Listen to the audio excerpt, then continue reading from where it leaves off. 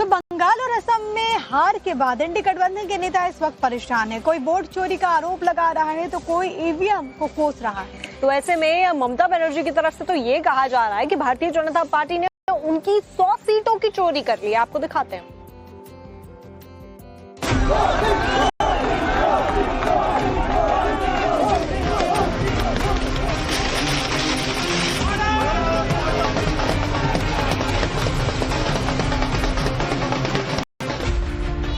गंगोत्री से गंगा सागर तक कमल ही कमल खिला है। बीजेपी का विजय पताका लहरा रहा है।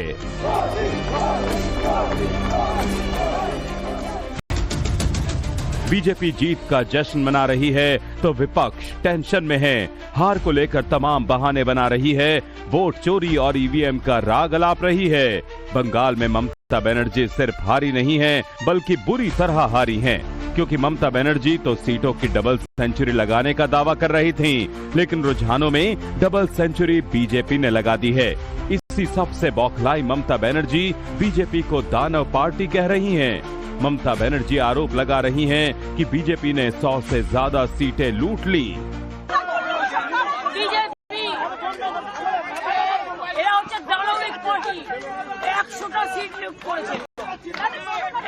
more than 100 seats they looted and cheated, and this election commission is a BJP commission.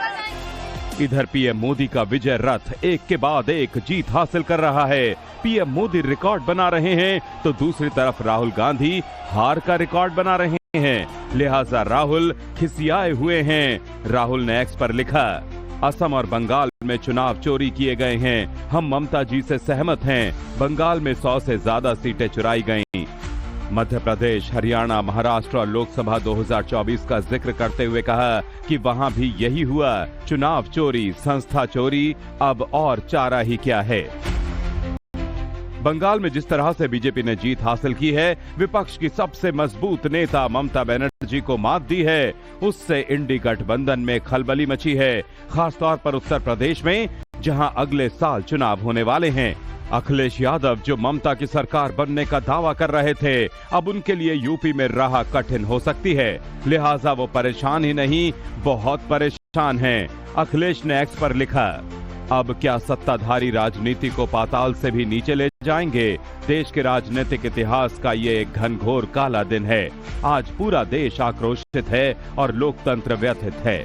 चुनावी व्यवस्था के नाम पर केंद्रीय बलों का जो दुरुपयोग मतगणना में बंगाल में हुआ है, ठीक वैसा ही घपला 2022 के यूपी विधानसभा चुनाव में अधिकांश जगह किया गया था।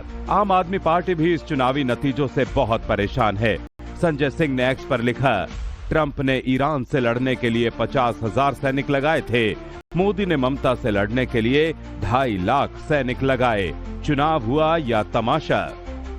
और तो और हिमाचल के मुख्यमंत्री सीएम सुक्खू ने कहा, ईवीएम मशीन कोई भी कहीं भी हैक कर सकता है। ईवीएम का कोई भी हैक कर सकता है, कहीं भी हैक कर सकता है, ये तो बात स्पष्ट है। ईवीएम का कोई भी हैक कर सकता है, कहीं भी हैक कर सकता है, ये तो बात स्पष्ट है। कुल मिलाकर लोकतंत्र में जनता मालिक है और जनता ही अपना फैसला सुनाती है। जनता ने फैसला सुना दिया है और इसे स्वीकारना तो पड़ेगा ही, चाहे जितना भी शोर शराबा और राजनीति का माहौल गरमा लें।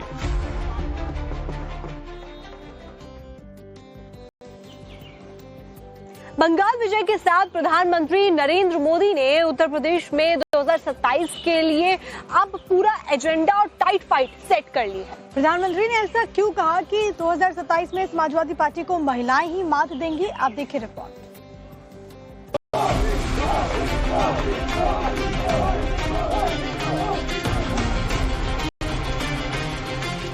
प्रधानमंत्री नरेंद्र मोदी ने यूपी में 27 के बैटल ग्राउंड में टाइट फाइट के लिए एजेंडा सेट कर दिया। प्रधानमंत्री नरेंद्र मोदी ने एक बार फिर से महिला आरक्षण का जिक्र कर पूरा का पूरा राजनीतिक एजेंडा सेट कर दिया। जिस समाजवादी पार्टी ने संसद में महिला आरक्षण को रोका है, उसे भी यूपी की महिलाओं का आक्रोश सहना पड़ेगा। महिला विरोधी समाजवादी पार्टी कुछ भी करके अपने पाप को कभी धुल नहीं पाएगी। पश्चिम बंगाल के नतीजों ने अखिलेश यादव की टेंशन बढ़ा दी है। लगातार 2 बार लखनऊ की कुर्सी पाने की कसक लिए दिल्ली तो चले गए, लेकिन मन में फिर से 27 में सत्ताधीश बनने का सपना पाले बैठे हैं। अखिलेश ने एक्स पर लिखा, अब क्या सत्ताधारी राजनीति को पाताल से भी नीचे ले जाएंगे? देश के राजनीतिक इतिहास का ये एक घनघोर काला दिन है। आज पूरा देश आक्रोशित है और लोकतंत्र व्यथित है। चुनावी व्यवस्था के नाम पर केंद्रीय बलों का जो दुरुपयोग मतगणना में बंगाल में हुआ है, ठीक वैसा ही घपला 2022 के यूपी विधानसभा चुनाव में अधिकांश जगह किया गया था। यूपी में ओबीसी आबादी करीब 40 से 50% के आसपास है। इस बड़े वर्ग के भीतर कई छोटी छोटी जातियां भी हैं, जिनकी हिस्सेदारी भले ही 1 से 3% के बीच हो, लेकिन कई सीटों पर इनका प्रभाव जीत हार का अंतर तय करता है। ऐसे में समाजवादी पार्टी की कोशिश है कि सामाजिक प्रतिनिधित्व के जरिए राजनीतिक संतुलन साधा जाए और पीडीए को सिर्फ नारा नहीं बल्कि मजबूत चुनावी गारंटी बनाई जाए। लेकिन बीजेपी का आरोप है कि अखिलेश इन जातियों को सिर्फ बैसाखी के तौर पर इस्तेमाल करने की कोशिश में है। अखिलेश नई रणनीति पर काम कर रहे हैं। जानकारों का दावा है कि अखिलेश की नजर ब्राह्मण वोटों पर भी है। उधर ओबीसी की छोटी छोटी जातियों को तो साधने की कोशिश कर ही रहे हैं, इधर सवर्णों में भी कुछ हिस्सेदारी लेने की उम्मीद किए बैठे हैं। अब इसमें अखिलेश को क्या हासिल होगा, ये तो 2027 के चुनाव नतीजों में ही पता चलेगा। और चलिए बात कर लेते हैं पश्चिम बंगाल के दंगल में योगी ने जो हुंकार भरी उसकी, क्योंकि उत्तर प्रदेश के मुख्यमंत्री योगी आदित्यनाथ ने पश्चिम बंगाल में कुल 23 जनसभाएं की और इन जनसभाओं में जिन सीटों को साधा गया उनमें से 18 पर भारतीय जनता पार्टी ने कमल खिलाया। और ऐसे में बंगाल में योगी फैक्टर का जादू चलता हुआ नजर आया है। एक एक हिंदू वोट भारतीय जनता पार्टी की झोली में आकर गिरा है। मगर कैसे, आपको दिखाते हैं इस रिपोर्ट में।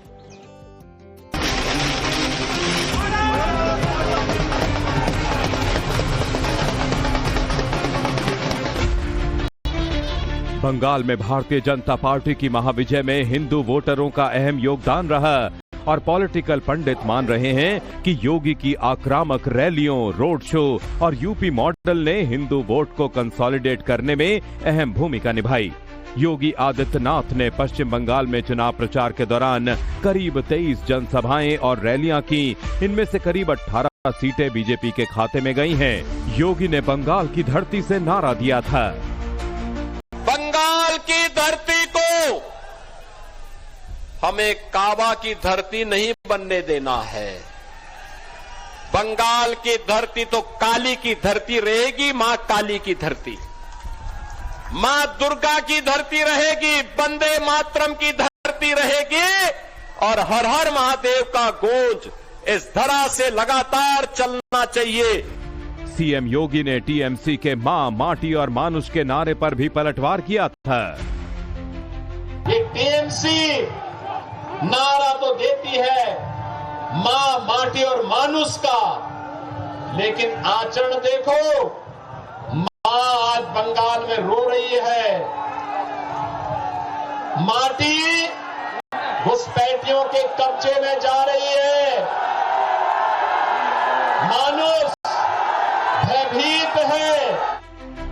सीएम योगी ने बंगाल के चुनावी रण में ममता सरकार की जबरदस्त घेराबंदी की थी। यूसीसी, घुसपैठ और डेमोग्राफी के साथ ही राम मंदिर को लेकर ममता बनर्जी पर डायरेक्ट अटैक किया था। ममता दीदी को राम नाम से नफरत है। रामनवमी की शोभा यात्रा नहीं निकलने देती है, नहीं निकलने देती है। दुर्गा पूजा में व्यवधान पैदा करती है। ईद के अवसर पर सरेआम गौ हत्या करने की छूट देती है। बांग्लादेशी घुसपैठियों को घुसपैठ करवाती है। बांग्लादेश के अंदर निर्दोष हिंदुओं की हत्या पर मौन रहती है। लेकिन डबल इंजन की भाजपा की सरकार ये स्वीकार करने को तैयार नहीं है। भारत के अंदर मां काली की पूजा होगी भारत के अंदर मां गंगा की पूजा होगी। भगवान राम हम सबके अंदर बसे हुए हैं। हर बंगाल का व्यक्ति जय श्री राम का घोष भी करेगा, वंदे मातरम का घोष भी करेगा। बंगाल में योगी ने यूपी मॉडल का जिक्र करते हुए कहा कि यूपी में तुष्टीकरण नहीं बल्कि संतुष्टीकरण है। दंगे नहीं होते और माफिया या तो जेल में है या जहन्नुम की यात्रा पर। ऐसे आज बंगाल में चल रहा है जो अराजकता है, जो गुंडागिर्दी है, यही गुंडागिर्दी, इसी प्रकार की अराजकता, इसी प्रकार की अव्यवस्था आज से 8 वर्ष 9 वर्ष पहले उत्तर प्रदेश में भी थी।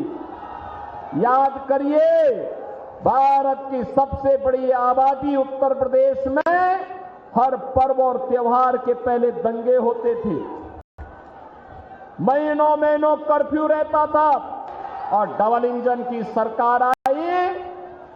उत्तर प्रदेश में तुष्टीकरण नहीं बल्कि संतुष्टीकरण है। बंगाल में प्रचार के दौरान सीएम योगी के चुनावी नारे खूब वायरल हुए थे। यूपी की तरह माफिया को जहन्नुम भेजने का वादा करने वाले सीएम योगी के बुलडोजर की खूब चर्चा हुई थी। पूरे चुनाव में सीएम योगी ममता बनर्जी सरकार पर हमलावर दिखे। उन्होंने ममता बनर्जी सरकार पर भ्रष्टाचार, अराजकता और माफिया राज का आरोप लगाया। साथ ही भाजपा की डबल इंजन सरकार का आह्वान किया, जिसका नतीजा चुनाव परिणाम में देखने को मिला।